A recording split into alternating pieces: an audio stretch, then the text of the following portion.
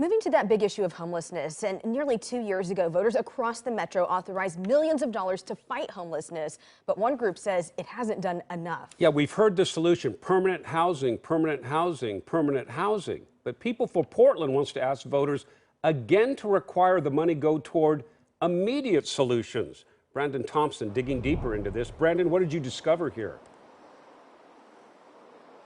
Yeah, People for Portland wants those shelters to be set up first, then focus on more permanent solutions. But groups who are working on those short-term solutions like shelters say they have shelters ready to go. They just cannot get support from the communities where they want to put them.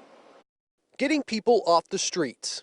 The problem far exceeds the scale of the solution right now. So People for Portland is looking at rehashing the solution from 2 years ago, taking the $2.5 billion voters approved over the next 10 years and dedicating 75% to shelter beds. It has to go towards shelters, but shelters should include mental health and drug treatment.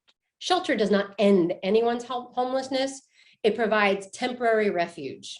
Martin is against the proposal. She worries it would take away money from further mental health treatment and build permanent supportive housing that moves people further from homelessness.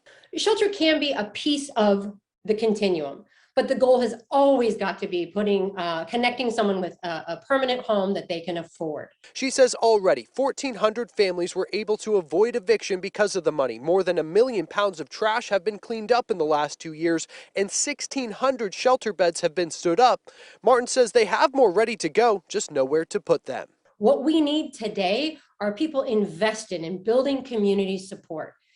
There are 6 safe rest villages that are ready to be stood up and welcome people, but we need the community support behind them.